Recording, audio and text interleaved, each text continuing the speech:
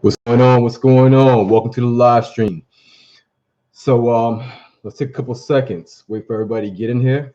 We're gonna have a conversation that most of our community, they're completely unaware of the events that I'm about to speak about, or maybe just this one event. I mean, but there's multiple events that I unfortunately can talk about for hours and days. But when it as pertains to our community and our awareness and knowledge of these events, most of our people have no idea that these things took place. So the purpose of these talks is never about trying to it's never about trying to anger, rile up, or just get people upset and frustrated. This is a conversation about elevating, having an intelligent conversation about our history, and also about activating, because I know for a fact, as a medical practitioner, as someone who is a healthcare practitioner, I practice medicine over here in Florida. I know for a fact that us not knowing this history and us not being connected to it as we should is one of the main reasons why we are so comfortable with this healthcare system. Is one of the main reasons why we are so complacent when it comes to self-care and taking care of ourselves.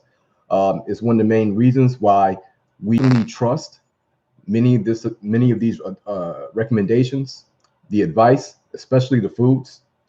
And so, if we're able to bridge that gap between our lack of awareness, knowledge, and understanding to our current situation and our current conditions that we see right now in our communities, where you have a rampant increase in dialysis clinics popping up in our communities. They're in these plazas. These plazas and the dialysis clinics are surrounded by pawn shops, Chinese restaurants, liquor stores, gun store. It's very apparent what's going on. However, this all sounds crazy to the average Black person who doesn't know their history.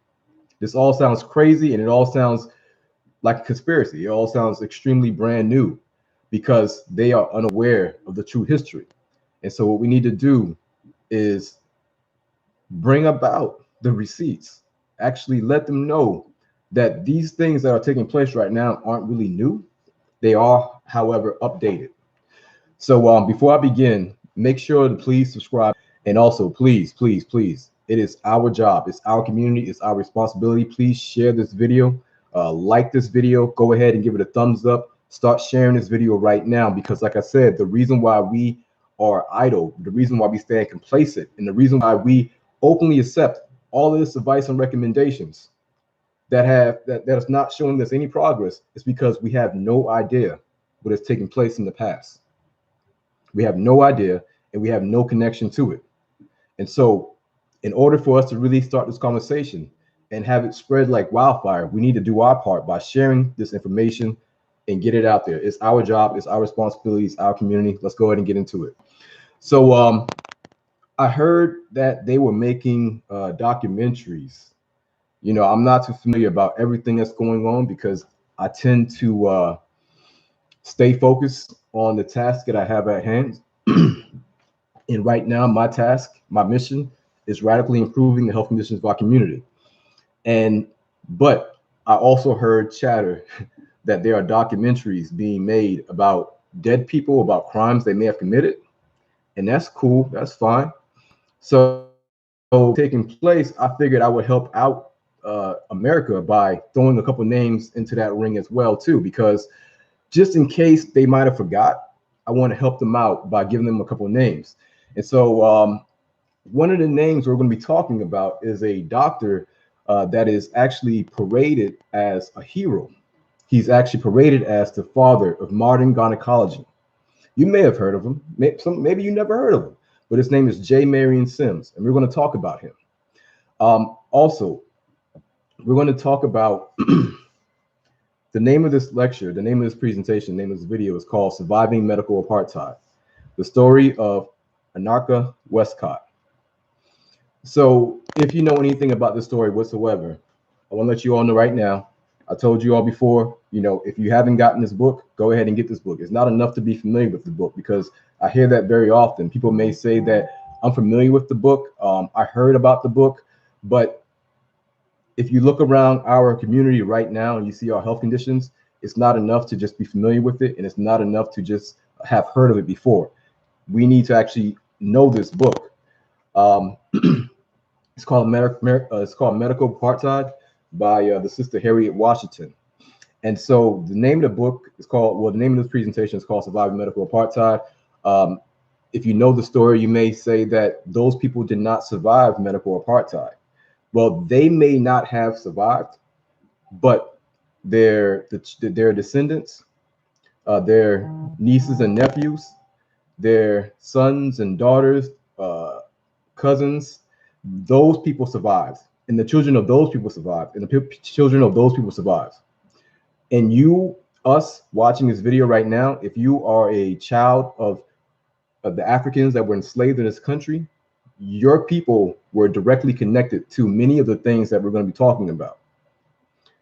You're not going to be connected. You're not going to be a descendant of any woman in this country that was enslaved, that was not affected by many of the things that we're going to be talking about.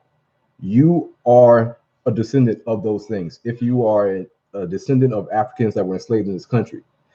And it is that very part that we don't know that disconnects us from this history we're about to talk about.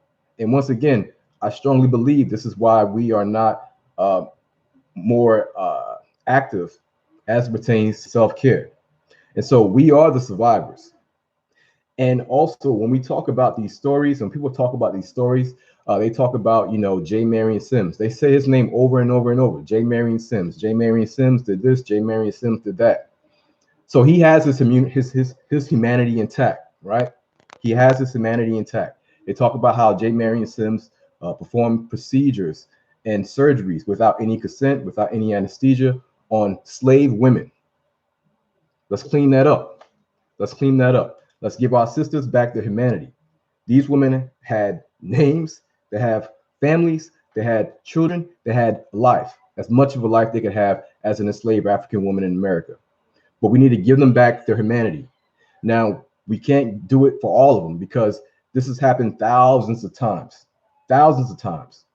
And it would be impossible to know all of the names of all of these brothers and sisters, men and women who have been affected by this. However, we do know a couple of names. And then one name that we're about to talk about right now, and I want y'all to say her name. Her name is Anarcha Westcott. Anaka Westcott. 17-year-old female is where her story begins as pertains to what we're going to talk about. So it's important for us to know this. It's important for us to know this. And, you know, I was speaking with a close friend the other day, and we were just talking about the overall health conditions of our community. And I was telling her that, you know, me finding out much of this information is what took me off of the football field. So for those who don't know, man, football was my life. Football was my life. I was the young man that went into the military. I thought, I mean, from the young age, I believed that I was supposed to be a football player. That was my goal. That was my dream. I'm supposed to be a football player. So much so, went to the military, did my time in the military. The whole time I'm trained to be a football player. Got out the military. My goal was to go play college football. I didn't have not one credit ever. I never took a college class. I thought that I could just walk onto the team. Well, apparently you have to have a degree and you have to have credits and all those things, right? So I went to the University of South Florida. Told me I couldn't come on because I didn't have any credits. I had 0 credits.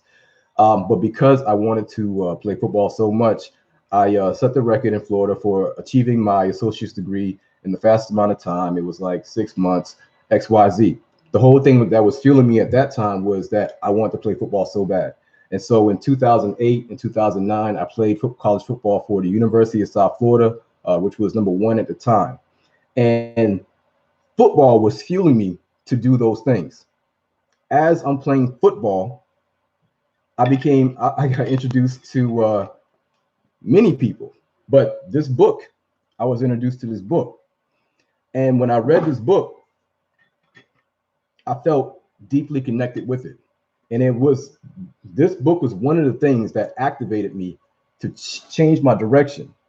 Football became such a childlike thing to me. And you're talking about somebody who was crazy obsessed with football. I gave my whole entire life to football. I made it onto the team, played 2 years. But when I found out about this information, this is one of the things. There were several things, but this is one of the things that made me shift my direction. And I knew I had to go do what I need to do, which is what I'm doing right now. And so, because most of our people are not connected to this information that we're going to talk about, it's easier to remain complacent.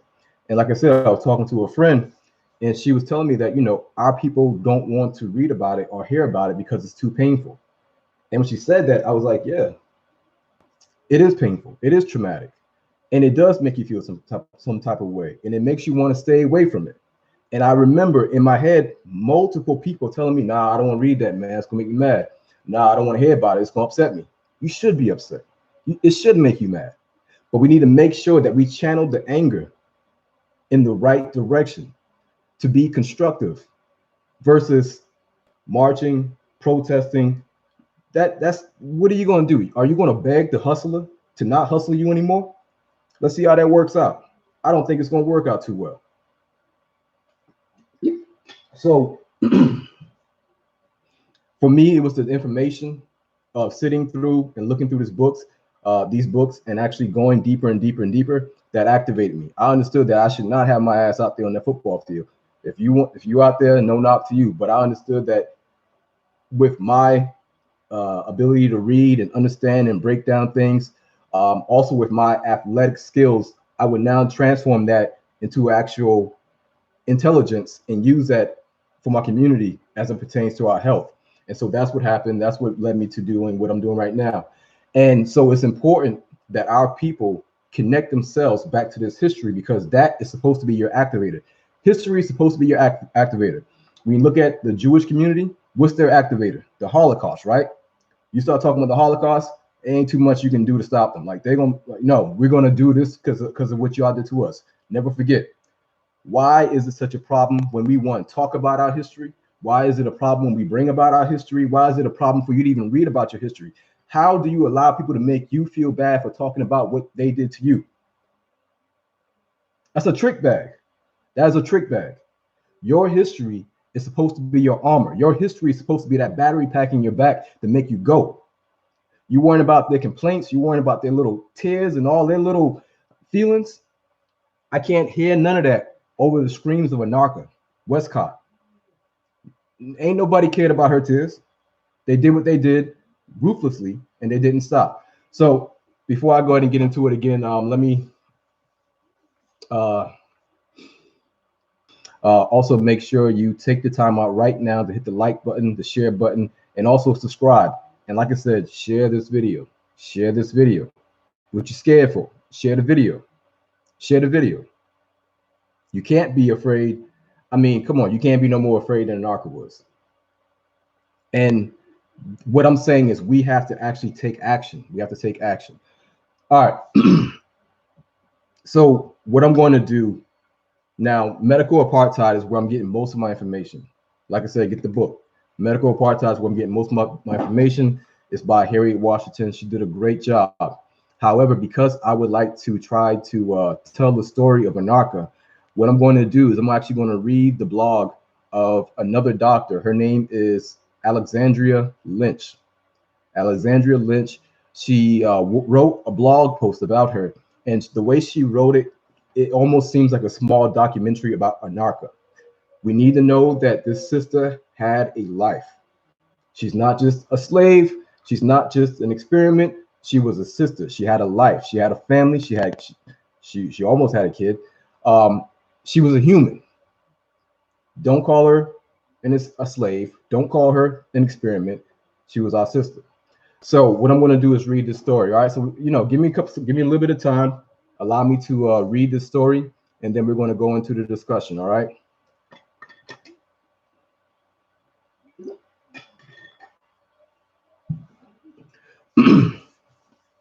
A pregnant woman stands blazing in the sun with her arms arched on her back, tired from working an 18-hour workday, picking cotton, looking after master's children, and cooking in the big house.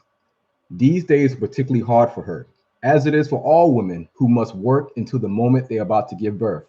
So That was a common practice. Yeah, I know you're pregnant. Yeah, I know you could have the baby any day, but that cotton needs to be picked. My kids need to be looked after. There wasn't too much, there wasn't any care or compassion about those things. So once again, keep this in mind when people start complaining about you bringing up your history. Let's continue. Yes, she is worn, tired, and she can feel the aches grappling her bones. She is also filled with a glorious anticipation. Any day now, her sweet, beautiful baby will be born. As an enslaved woman, life is difficult to say the least, but there are still beautiful moments that this woman cannot deny. Even though enslaved, she can bring life into this world as naturally as any other woman. She returns to her cabin, covering herself the best that she can with tattered clothes and blankets. She has a conversation surrounding her thoughts and concerns about the arrival of her child with her fellow captives comrades. All of the women on the plantation are anxiously awaiting the birth of this new hope, and the father is also anxious. So the father is ready too. The father is looking forward as well. Both parents have mixed concerns about bringing a child into the life of slavery, but there's nothing they can do to change that. Later on that night, she feels the pain of labor contractions. She's hoping to give birth quickly because she knows that the birth of her child would not be an acceptable reason to miss work the following day. She wants to help him get birth because she know there's no sick days. Just because you had a baby a couple of hours ago, you think you can not come out here and pick this cotton? No, I expect you back on the field bright and early 5 a.m. So she knows that her having a baby is not an excuse. She waits a few hours and awakens the other women in the room with a scream. They rush to her aid and prop her up on the bits and pieces of tattered blankets. They make her as comfortable as possible. The night passes straight away and she still is in labor. The head man was now informed that she will not be in the field today. She cannot stand and she cannot work. The day passes and still no baby is born. She is tired and in pain. 3 days will pass and she will still not see her child. So essentially, Anarcha, she was in labor for 3 days. She was in a lot of pain, of course, a great deal of stress and a great deal of fear. After 3 days, her condition is past serious, and the fact that she is unable to perform her duties as an enslaved woman starts to weigh heavy on the master's thoughts. In an effort to protect his human investment, he summons a physician to the aid in the delivery. That physician is going to be Marion Sims. By this point, she is beyond fatigue and laying flaccid on the floor. He enters the room, he is Marion Sims, and uses a tool to excavate the baby that was stubbornly lodged in the woman's vagina. He has had very little experience using his makeshift forceps.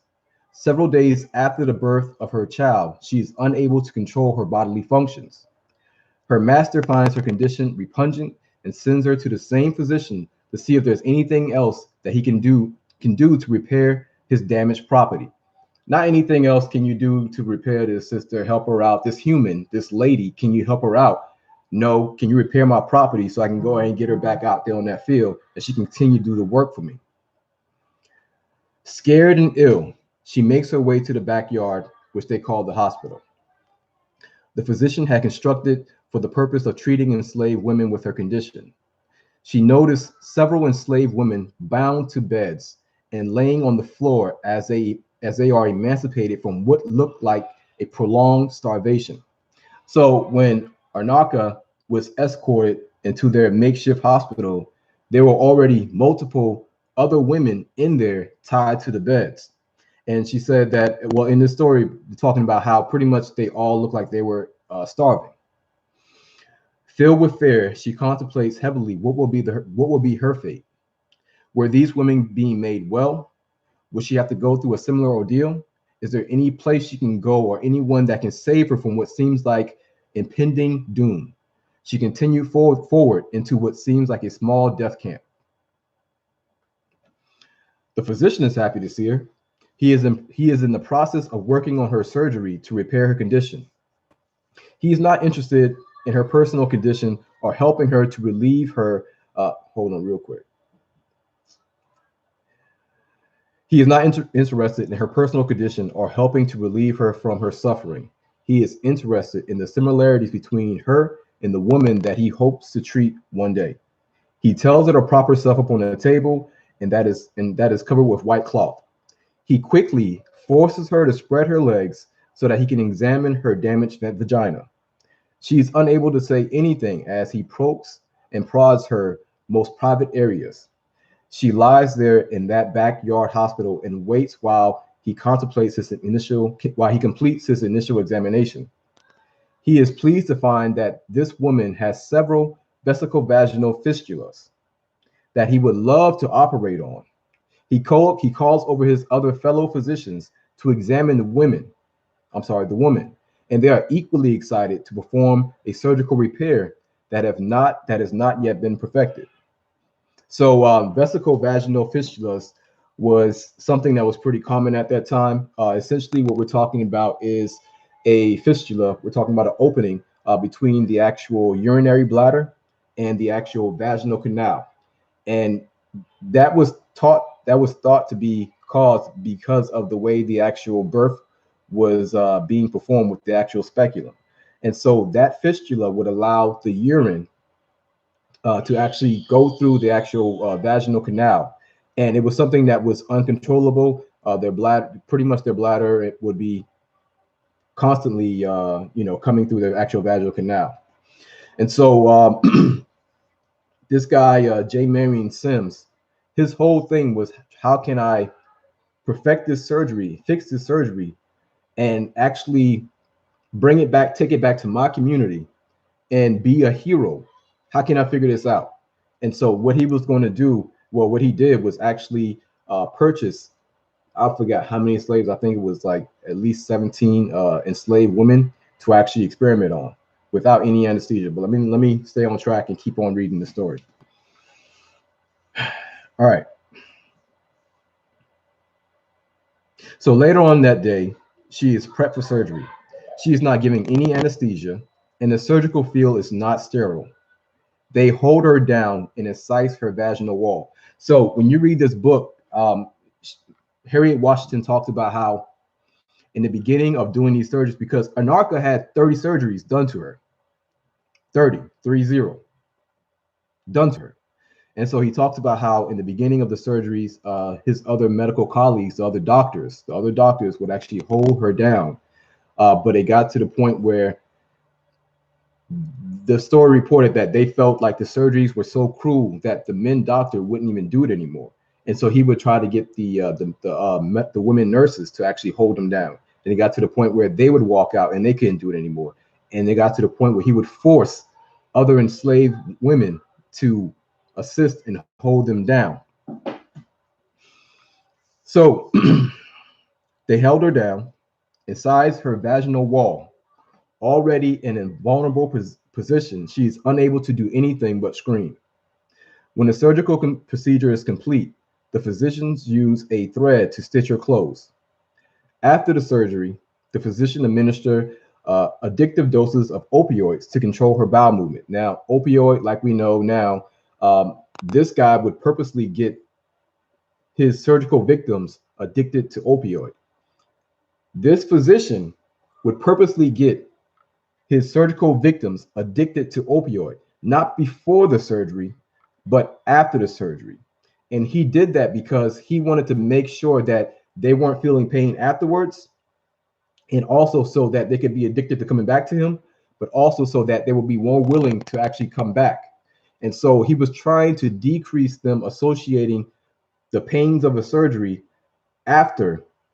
That way they can feel like the surgery kind of did some benefit for them. And so they would they'd be more willing to fight. They would fight less to actually come back. But he wouldn't give it to them before. And so they would give the opioids for pain, and they would also give it to control their bowel movements. What does that mean? Anybody who knows anything about opioids, you know that opioids will make you constipated. And so it's not like he was really controlling their bowel movements. He was purposely constipating them because that's what opioids do as well too. So she's lying on the floor, unable to conceive of what just occurred to her. This is a 17-year-old sister, 17 years old. She's a baby. She's a baby. She's a baby. She is to endure weeks of post-operative care with minimal food and a physician-inflicted constipation. She hopes to return to her child and her friends. Weeks will pass and she will endure similar surgery again and again and again. But each time she is in a much more deteriorated state. Weakened from infections that has set into her wounds. Unable to do anything besides bear the horrible circumstances, she will endure the exposure of her genitals to strange men, the pain of surgery without any antiseptics, any anesthesia, and the horrible post-operative care. Finally, the physicians will use silver sutures and report that she has no infection. Out of the several fistulas in her bladder, the physicians were able to heal one after 30 operations. So 30 operations, one was fixed. Her name was Anarcha, and she is often forgotten. While the physician, Dr. Sims, is immortalized with countless statues and memorials in his name. So this guy, J. Marion Sims, was big time. He didn't start getting a little bit of smoke until after this book came out. But even after this book came out, because so many of our people had no idea about the horrors in this book, they weren't getting much pushback from the statues of J. Marion Sims, because J. Marion Sims was statued up. He had statues in Central Park. He had statues in schools. You had schools named after him. This guy was a hero. Then this book came out and people started to read it. And they were like, hold on. I know J. Marion Sims. I have a grant named after him. And so you didn't really start seeing statues being taken down until last year. Last year. If this book didn't come out, these same people who are okay with these documentaries and taking songs, taking songs off the radio. All right, it is what it is. But these same people who sat by and they allowed these statues to remain in place, they allowed these scholarships in schools and these societies to remain in place, named after these murderers. And they weren't going to do anything until we started to make the connection. And then it was like, oh, yeah. All right, we'll take it down. And many of these statues were not taken down. They were simply relocated. So let's continue.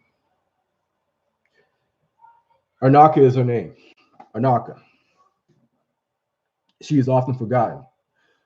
While the physician, Dr. Sims, is immortalized with countless statues and memorials in his name, his contributions to medicine are often celebrated, and he is called the father of modern gynecology. That's what they call him. But her story has been lost, and that's why I said we have to give the sister back we have to humanize her again. Call her by her name. She has a name. She had a family. She was a human. So by law, Anaka was not permitted to read or write. She was unable to document the cruelty that befell her. This was written in hopes that those who read it will remember her story and equate Dr. Sims' success with an unimaginable morbidity.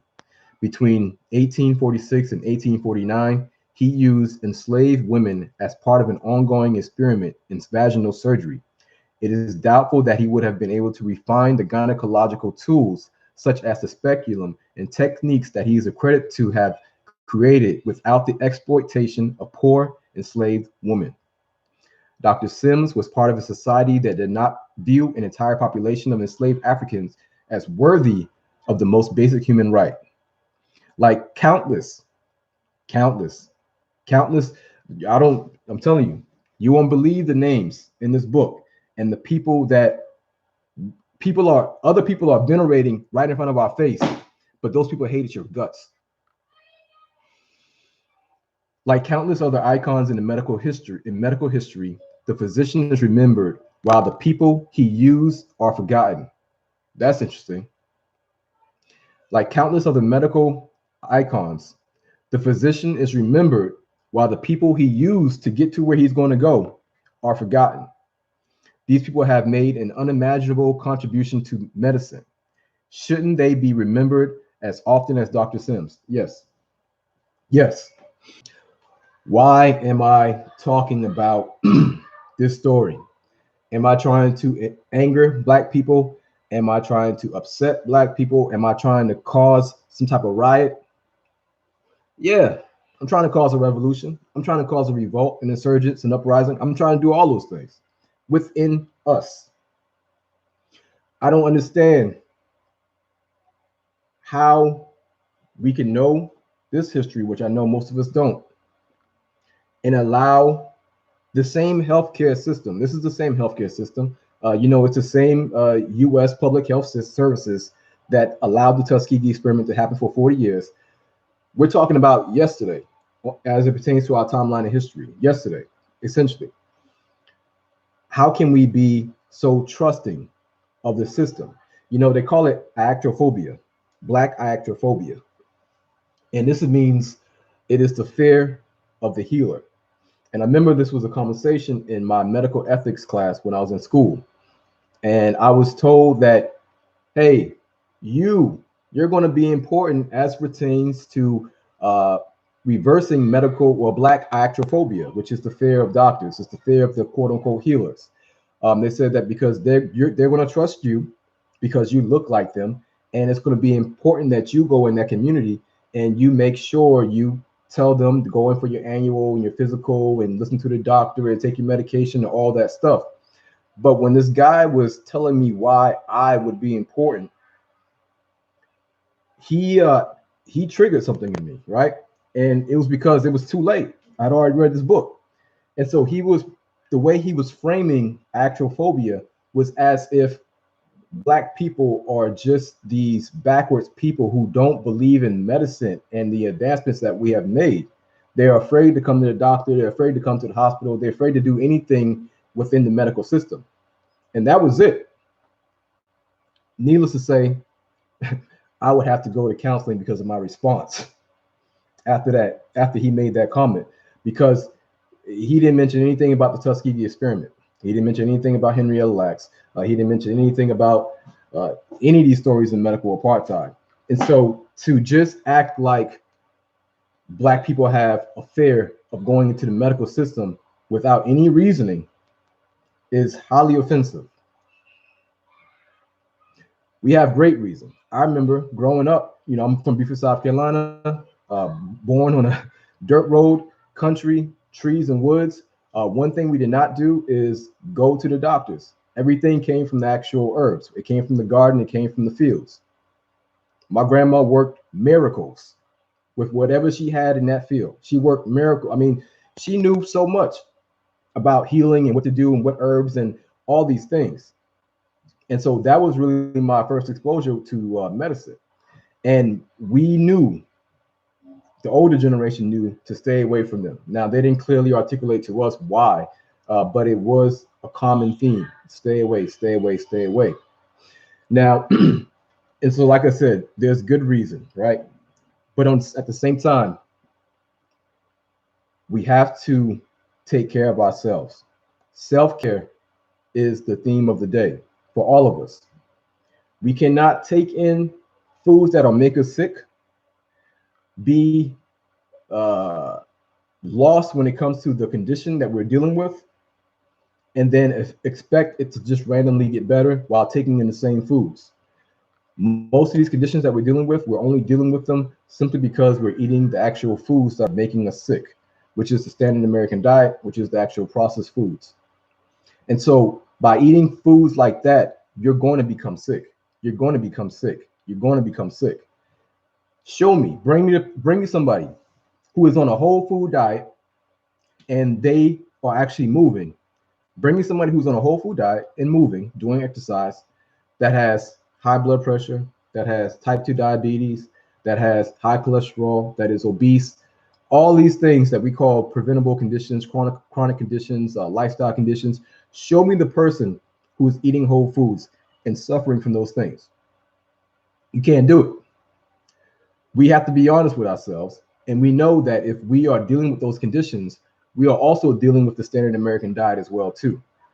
You can't have one without the other, meaning that it is impossible to become diabetic without the use of processed foods. Why? Because nature doesn't work that way. Yeah, they talk about sugar and they talk about fructose, and we keep on calling sugar the devil. Well, I say we have to be careful with the wordings because you got to understand how the system works. They'll put things in front of you and make you attack it, and then make you beg them to come up with a solution. And they already knew what the solution was, and they already knew what they want to do. And so the hustle was already baked into the whole entire theme. So it's not that sugar is the devil, it's that processed foods are the devil. What processed foods will do to the body and how the processed foods will make the body respond is going to be the actual problem. You have sugar that's in fruits, you have sugar that's in apple, bananas, fructose, all those things, but they are within a proper ratio that will not make you sick. With that sugar or that fructose that you're going to find in the apple, banana, grape, strawberry, whatever you call it, it comes packed into a community of other nutrients.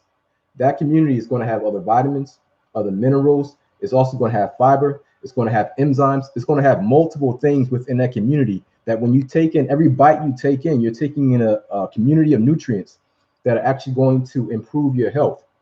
Those nutrients will also not allow your glucose and your insulin to skyrocket. However, when we're dealing with processed foods, all that is stripped away. It's just highly refined foods that are going to make your glucose skyrocket up while making your insulin skyrocket up, which is going to be the foundation for all these other conditions. And so it is impossible to develop insulin resistance or type 2 diabetes without the use of processed foods. And you can go and sit in the sugarcane field and chew on sugarcane until your jaw fall out, but you will not become diabetic because before you become diabetic, your jaw is actually going to fall out. It's not going to happen. That's how nature designed it. Nature designed it just in case we got a little crazy and carried away with food. You got to work to become sick. However, with processed foods, it don't take much work, and it tastes good, so it doesn't take much work. So what I'm saying is that we can't be complacent in doing for ourselves. We can't openly trust a system that has shown you time after time that they don't like you like that. They don't like you like that. We can't openly just accept all this recommendations and advice, even though we're not seeing the actual progression, and think that everything is going to be okay. You are your primary care provider. If you notice anything about me, that's my theme. I'm a self-care activist. You are your primary care provider. You have to have a basic level of your anatomy and physiology. Listen, it's only something that you spend 24 hours in a day, 7 days a week, 365 days out of the year, and you're going to be in it for the rest of your life. So it stands to pertain that you probably should know a little bit of something about your body. Because if you don't know anything about your body, then you will have to carry yourself into that system. But if you understand the basics, primarily prevention, stop bringing in the nutritional colonizer, which is the foods. If you're not bringing in the sickness, it becomes very hard to get sick. 2, get back into fasting. Fasting has always been a principle of our African traditions. Right now, I know fasting is kind of the trend and all those things, but listen, we've been on that. We've been on that. And you have to get back to fasting. Fasting is our first line of offense and defense. Next, we have to get back to moving. We have to get back to moving. Stagnation is the harbinger of death. We have to get back to being active. Also, we got to get back out into the sunlight. This book talks about vitamin D deficiency in several cases.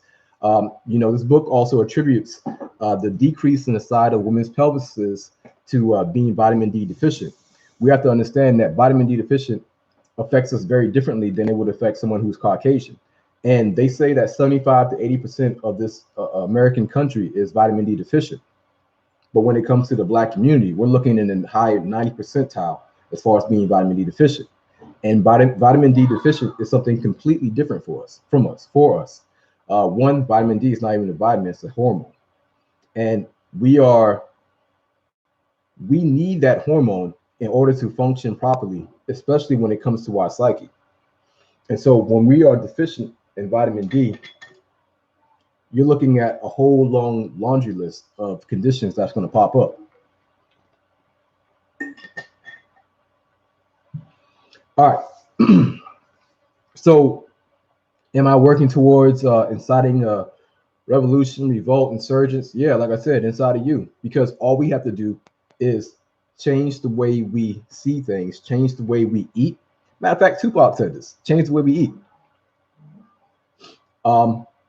If you're eating foods that will make you sick, the foods will make you sick. If you're not eating those foods that will make you sick, you will become healthier. Fasting is your strongest weapon as it pertains to actually preventing many of these conditions and reversing many of these conditions. I don't want to be jumping around too many topics, but like I said, my main thing was to bring about the name of Anarcha Westcott, our sister who suffered great terrorism by this guy who is heralded as a hero, J. Marion Sims. So let me go ahead and read these comments over here. What's going on, y'all? So while I'm reading the comments, please make sure y'all go ahead and share this video, like this video, subscribe to the channel. All right. So let me read a couple of comments. You're vitamin D deficient. I must take supplements every day. Yeah. So I would say also make sure you get out into the sunlight. Make sure you get out into the sunlight because the actual supplement of vitamin D does not work the same way as the actual sunlight itself. So make sure you get out into the sunlight for sure. All right. Our melanin feeds from the sun. Yeah. Appreciate it, y'all. Appreciate it. No problem. All means. All right. So if y'all have any questions, go ahead and post them right now inside of the chat box because I'm scrolling back up, and I wanna make sure that I'm serving you all. Any questions? Any questions? So yeah, you know, do your thing, make your documentaries, make your movies and everything like that, but let's not be selective. All right, let's not be selective. We're talking about thousands of women who had these procedures done on them without any consent and any anesthesia. Anesthesia is the pain medication or the injection that will make you not feel the cuts, the incisions, the actual pain. And so we're talking about thousands of women, thousands of Black women who had these procedures done without any consent whatsoever, without any anesthesia whatsoever, on their most precious body parts, their vagina. So yeah, you want to make documentaries? All right, cool. Don't forget about her. You want to start a movement called Me Too? Cool. Her too as well. You know, like, once again, don't let them use the can't we just forget and move on? Don't let them use that because that's warfare. Yeah, and you know, another thing, let's crack a couple things open.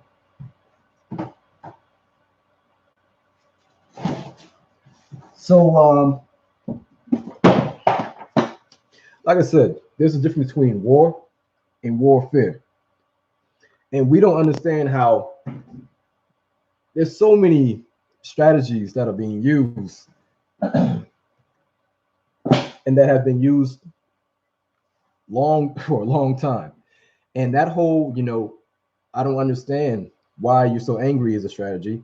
I don't understand why we just can't move on is a strategy. To act like you just don't understand in general, like that's a strategy, because what does that do to you? It makes you frustrated. It makes you very emotional. Well, understand that it is hard to be emotional and logical at the same time. And when you're more over into the emotional aspect, your actions are going to be more impulsive and it's going to be more nearsighted. And so the things you do may not work out best for us in the big picture or in the long term, but it may feel good for the moment right then and there. And so if you understand sociology and psychology, it's about getting people to be irrational, impulsive, and highly emotional over and over and over. How can we stimulate them over and over and over? How can we keep them upset and mad over and over and over? Trust me, every quarter, every 3 months, you're going to see a big story. It always happens. The goal is to get you to focus on them. Will you look back at us? Hey, focus on us. What you talking about? Building something, creating something? No. Focus on us.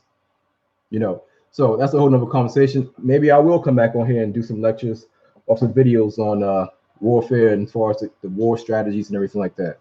So like I said, if you have any questions, put them in the bottom so I can go through and read them. My sides hurt. I don't know the doctor. And also, I'm sorry. Also, if you would like to contact me, please go on Instagram. You can find me at H-BAMN, Health by B-A-M-N. That's by any means necessary. My name is Edward Williams. I'm the founder and creator of Health by Any Means Necessary.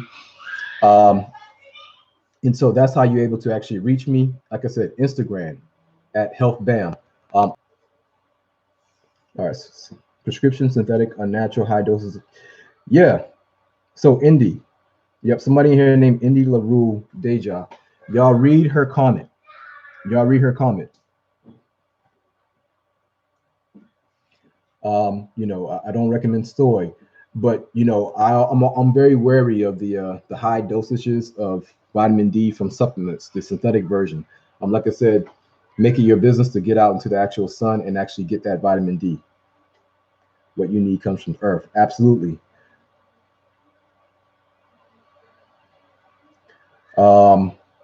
Yeah, definitely. All right. Definitely. Let me know. Yeah, for sure. All right, y'all. So I'm gonna go ahead and wrap this up. Let me see. So Barbara, make sure you go and watch my video called Nutritional Colonizer. Somebody asked something about blood pressure. Make sure you go back and watch the video I did on blood pressure. Where I get the book, someone please. Yeah, so as far as getting the book, it's Medical Apartheid. It's Medical Apartheid by Harriet Washington. Make sure you go ahead and check that out. I don't have any affiliates with it. I wish I did. I pushed the hell out of it. Thanks for providing this. No problem, no problem. Y'all very welcome. How is bone being depleted? How is the bone being depleted?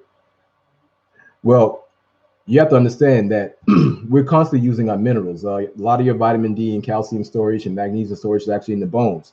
The reason why one of the many reasons why I call the processed foods or the standard American diet colonizers, because when you're looking at colonizers as pertains to a territory, they come in and they rob you of your natural resources, your valuable natural resources.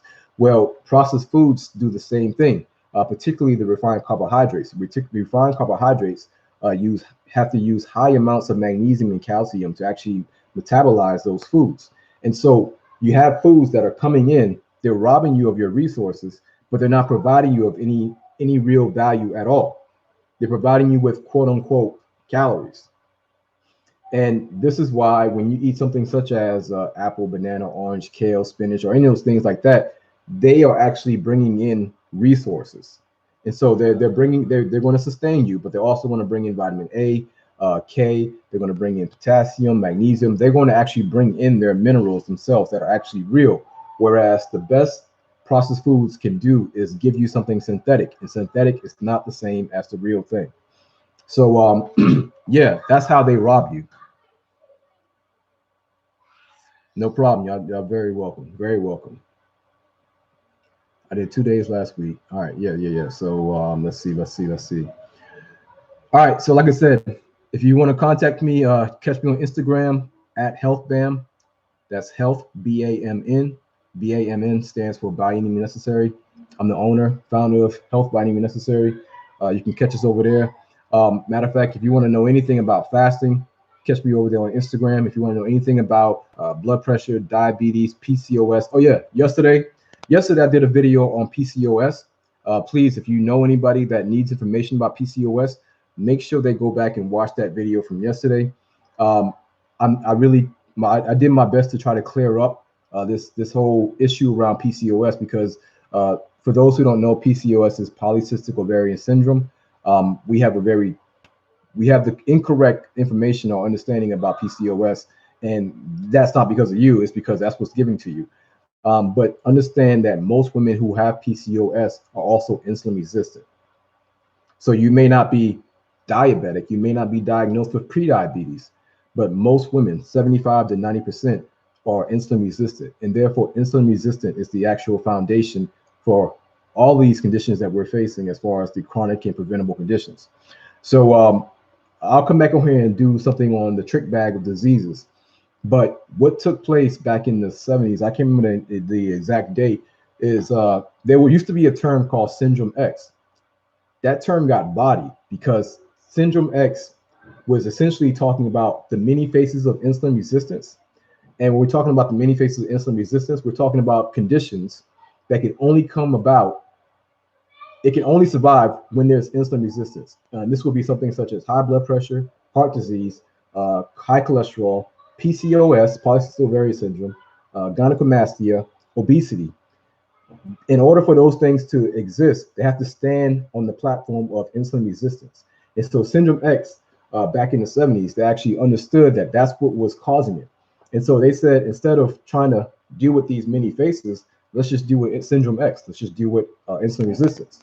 Well, needless to say, that term was bodied. It was put in the trunk, put in the body bag, and now it's nowhere to be found. You might find metabolic syndrome, you might find you might find other things, but they then took those symptoms of insulin resistance and chopped it up and turned those into diseases. And so now we have high blood pressure. You think that your high blood pressure is separate from your diabetes when they're both coming from the same thing, which is insulin resistance. You have PCOS and you have diabetes, or you have high cholesterol, or you have obesity, and you think that the two are different, but they're one and the same. They're just different. They're just expressing themselves as differently as insulin resistance. And so in the video last night, not last night, but yesterday, I went through and I spoke about that. So please make sure you go back and check that video out and really understand what insulin resistance is. All right. All right, y'all. So I'm gonna get ready to sign off. Let me see, what time is it? So I've been on here. All right, cool. Yeah. So I'm gonna get ready to sign off. But yeah, make sure you understand that you should not feel any way about understanding your history and also talking about your history and learning and taking action from your history. The reason why I believe we are complacent when it comes to taking the actions that is required to actually keep us healthy, to actually reverse our conditions, is because we believe that this healthcare system will make you healthy. Healthcare system is in the business of management. It is a disease management system. It's about not too sick and not too well, but right there in the middle. And we're gonna see how long we can ride this out. There goes your healthcare. So I know that when you say reparations, they say free healthcare. That's a trick bag, because free healthcare ain't what you want. Once again, free healthcare was used to infiltrate the community in order to do the Tuskegee experiment. Free healthcare ain't what you want. You need to understand that even back in those times, when we're talking about Anarcha during her time, understand that it was the traditional African healers that were blazing the actual pathway for health. You had these medical doctors who were secretly going to the traditional African healers to learn, how did you cure this? How did you make this tincture? How did you do that? Because those folks still knew. They were simply just reaching back and grabbing what their ancestors left for them. However, many of these conditions, these issues were brand new to the Western medical society. So what I'm saying is that you have what it takes. You don't need to get permission from outsiders to take care of you and your people. You have what it takes. Who's going to teach you how to take care of you? Stop eating the foods, which is the nutritional colonizers. That's the processed foods. Get back into the habit of fasting. Start drinking way more water. Leave the juices and sodas alone. Get out into the sun. Move. Connect with your people. Get back into community. And many of these conditions that we're dealing with won't even exist. All right. So, all right, y'all. I appreciate it. Make sure you subscribe. Like I said, make sure you share this video, subscribe, like this video, send it out. We need to know. Like I said, the reason why we don't take action is because we don't know. We think that it's just an accident. We think it's just, oh, look at all these Dallas clinics. They're really trying to take good care of us. How did you get into those Dallas clinics? What is the journey to getting into a Dallas clinic? What has to happen to the kidneys in order for you to get to the point of needing dialysis? That's the question. Also, the question is, how much is each person on those machines worth per year to the medical system? The lowest estimate you're going to find is $95,000. Cool. Okay. That person's going to have to be on that dialysis machine for 3 to 4 hours a day, 3 to 4 times a week. And trust me, the government's going to pay for it if you can't pay for it. Don't worry. Like, that's the one thing they will make sure they find a way to pay for. On top of that, how much does it take to actually run a dialysis clinic? You've seen these dialysis clinics. They don't look like anything special. And guess what? The actual machines themselves are doing the majority of the work. And so you don't need that much of a staff to actually run a dialysis clinic. And so the overhead for a dialysis clinic is extremely low, whereas the actual revenue that is generated is extremely high. So, like I said, I'll get back on here later and talk about the dialysis clinic. But I got some more things I need to put together before I start going off on that part. All right. So I appreciate y'all. I'm gonna go ahead and sign off.